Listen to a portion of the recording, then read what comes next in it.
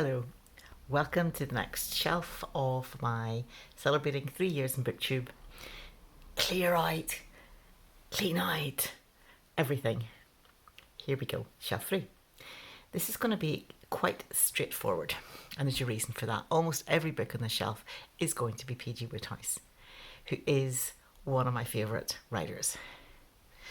And if you know and watch my channel, you'll know that I will already have had evidence of it all.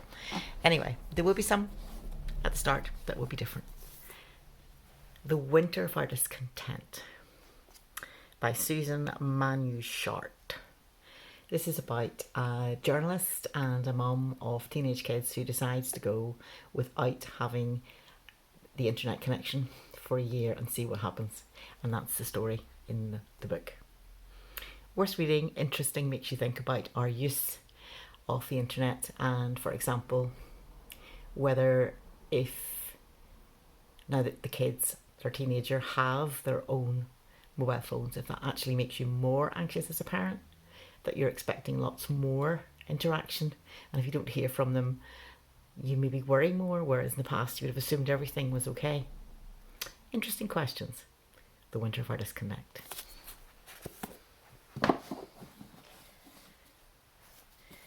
P G Wodehouse book. Let's just try and find something else until then. Spike Milligan. Also humour.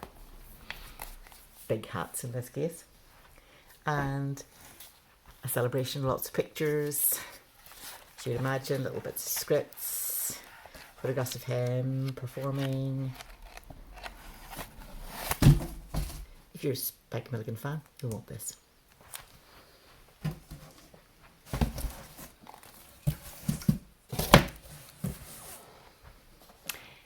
And I think most of these are P G Wodehouse. Let's take out the ones that aren't.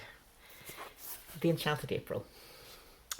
I said earlier on it appeared in paperback and that it was one of my favourite books, and it is true. Here is the evidence in the most beautiful cover, and I think it's done by a particular printer that I like. Yeah, Andy Lewin. Nice design.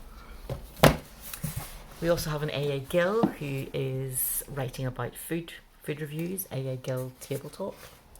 They appeared in the Sunday Times, and he had a wonderful way of describing looking at the whole service in the restaurant, and you would start off by talking about something to do with the world, and you would think he's never going to review this restaurant, and then he would, and it would be very clear what he liked, what he didn't like. If he didn't like something, or if he liked something, he would give the most astonishing, interesting, vivid description. And in the first half or so of the article that he wrote, he would be talking about life and society as we know it. So he is gone, unfortunately, now, but sweet and sour, salt and butter kind of covers it. That's the gentleman himself.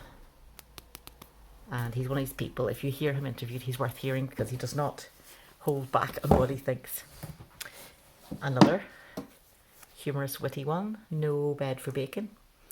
Carol Brahms and S.J. Simon, a collaboration of two people writing, set in Shakespeare's time, and it is talking about the shenanigans at court, what things were like, and about a lady who wants to act. And of course, at the time in Shakespeare's day, all the female parts are acted by boys, and what happens with her. It's really similar plot to Shakespeare in Love, the film. In the book, you get lots of described scenes which are really quite hilarious. And No Bed for Bacon is to do with that after the Queen had visited a particular, posh house, people would then want to have the bed that the Queen had slept in. And this is, the courtier Bacon is kind of keen to get one of these. So it's very funny. It was written during the Second World War and still manages to not stint on the humour. Right. And here beginneth the P G Wodehouse section. So P G Wodehouse was... Oh, just kicked the camera there. P G Wodehouse had several main areas he wrote in, 3 or 4. First of all, of course, he's known for the Jeeves and Wooster, which is a story of the hapless very rich young man called Wooster, Bertie Wooster, whose valet, Jeeves, is incredibly smart and helps get him out of scrapes. Him and all his young single pals who are forever getting engaged whether they want to or not, or regretting it or trying to break off, and lots of things like that happening. And then also there is a set of stories which are to do with golf. There's a set of stories which are set in the castle that are to do with its name escapes me, isn't that typical? I got distracted there.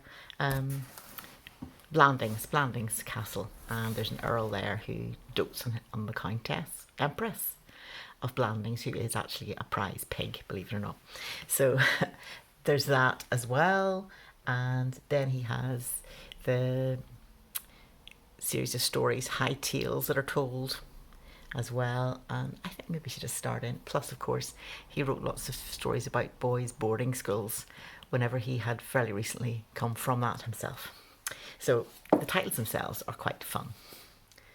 P G Wodehouse, Aunts Aren't Gentlemen. Bertie Wooster is forever tormented by his aunts. A character called Uckridge, which is wonderful, by P G Wodehouse, who is forever on getting rich schemes which kind of self-implode in the most hilarious ways. P G Wodehouse, Sam the Sudden. I love these old books. That's the style they were at in the library when I started to read P G Wodehouse, so I have a particular affection for them.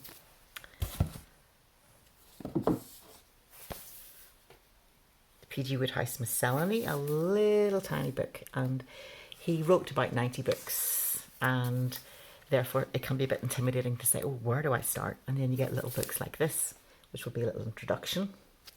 Plus there's one I really want to recommend called Weekend Wodehouse.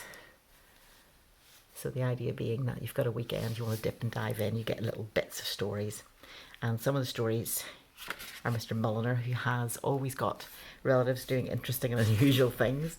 And you get all these different stories. One of them is fantastic, Uncle Fred Flits By, which is brilliant, which is about an Uncle Fred who just comes out of the country and does the most outrageous things and visits people's houses and pretends to be somebody else and so forth, and is just an absolute scamp of a person. So an Uncle Fred story is always going to be good for a laugh. Right. There are then bumper books: Jeeves Omnibus, Carry On Jeeves, Inimitable Jeeves, Stiff Upper Lip Jeeves, 2 complete novels and 10 stories. So you can choose something and have an omnibus. So particularly you can get the golf omnibus as well if those are the stories you want. P G Wodehouse, The Word of Smith. There's a P, Smith, but the P is not pronounced, and that is Smith in the City, Smith journalist, and Leave It to Smith. These are following up on a character who appeared in some schoolboys stories which also have the word Smith in them, and he's hilarious. He has a monocle and he's incredibly well dressed, but he doesn't actually have a lot of money, and he talks as if he's a communist. He's always saying comrade and so forth, and using very high flying language, and is very, very smart. So he is hilarious. Okay, The Coming of Bill.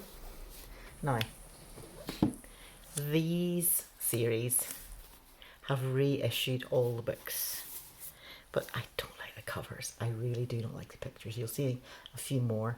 I really can't bear to buy many of them at all, and in preference I will get the old ones. This is The Everyman, published recently, and here is, for example, of an older one, Joy in the Morning. And I particularly like these older ones. Tend to be, you know, Christmas gifts or little presents, and the little dedication inside is wonderful.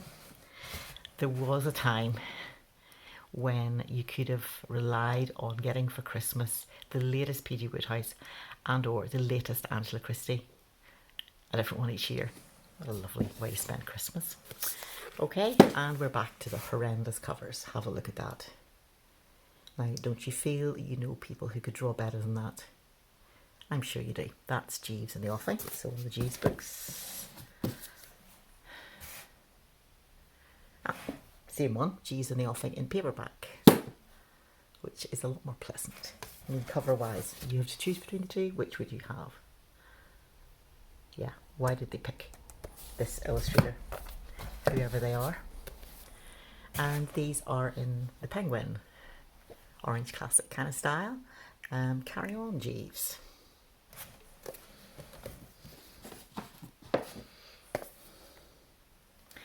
Heavy Weather, a Blandings story. Lets you see the Blandings castle kind of setup.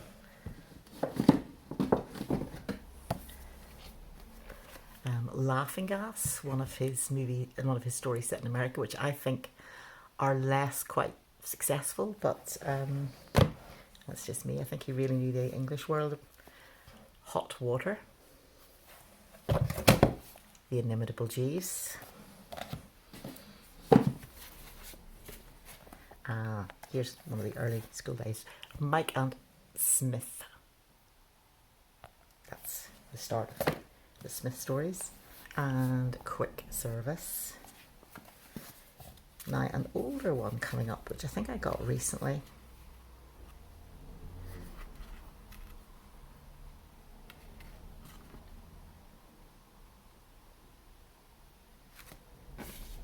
Piccadilly Jim.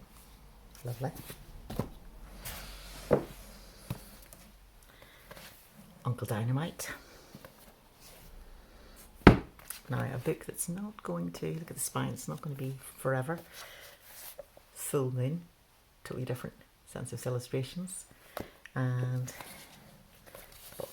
until I get a replacement, that is my Full Moon. If I Were You. Uneasy Money. Another one of these lovely old hardbacks I like, sort of 1970s. Bachelors Anonymous, hilarious setup where men who are quite romantic and prone to getting engaged make an organisation where they would ring each other if they're just about to be tempted to propose marriage to somebody. Back to Wooster, The Code of the Woosters, very good story. Money for Nothing by P G Wodehouse. Thank You, Jeeves recently got. And the character Mr. Mulliner appears here. Obviously, meet Mr. Mulliner. He sits in a pub and he tells tall stories about the unlikely stuff that has happened to his unlikely relative. And this is a kind of anthology, Vintage Wodehouse, edited by Richard Osborne. Back to Blandings, Lord Emsworth and Others. Again, Galahad at Blandings. Galahad is a much more clued in person, whereas Lord Emsworth tends to be very vague and wanders around, and P G Wodehouse said yes, he was very much like himself. Title with a question in it. Do Butler's Burial Banks. Young Men in Spats. And Wodehouse on Wodehouse, because he did write about his writing, and I think it might be an amalgamation of several books. Let me just check. Bring on the Girls, Performing Flea, and Over 70. So yeah, that's a delight. But yeah, he writes in a humorous way about his life, so it's not necessarily 100% true. If there's a good joke to be said, he will find that joke. A couple more and then we're done with Wodehouse. These are about him. P G Wodehouse, the authorised biography by Francis Donaldson, who was a friend of his daughter, I think. Has a few photographs and tells you about him. And then letters written by him, and of course you can tell a lot about a person from their letters, what they write about, what they like to watch on TV, and how they feel about their writings and how well they're doing or not, what the market is like. And you suddenly realise that all these writers who write in a light-hearted way are actually still keeping an eye on how much money is coming through, because they have to live off the proceeds. This is work. So let's see if there's any nice pictures in here. That's kind of life, very much dogs and going to Cannes and things like that. He apparently go to Cannes because his wife liked to be social, and he would go have a room with the most fantastic view and immediately turn the desk straight to face the wall so that he could get on with his writing work in a not distracted kind of way. He had a tremendous work ethic for his writing. Humour magazine. This is an oddity, it's a very old one. It's an academic magazine about humour, and American, you can tell by the spelling, O-R. And I managed to get a book review into it about British comedy a long time ago. And finally, a book about Sydney Smith, The Smith of Smiths, which is done extraordinarily beautifully. Folio Society. Do I need to say I got it second hand?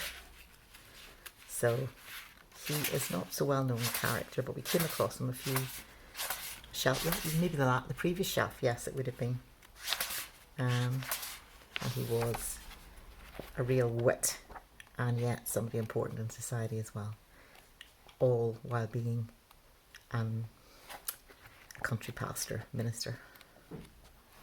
So that's it, couldn't resist when it was second hand, because it's such an old book written about a person who's no longer in fashion. It would be hard to get any prints on him. So you've seen my Wodehouse collection, and maybe I need to keep it and remind myself which ones I don't have, because every time I am out and about and I look for a Wodehouse, you have to try and remember which one do you have? And I've also read, of course, many more in libraries a long time ago, and it's hard to remember which ones I have and do not have, so I occasionally get a list, and I need to have it central to my handbag. So that's one more shelf number 3, done.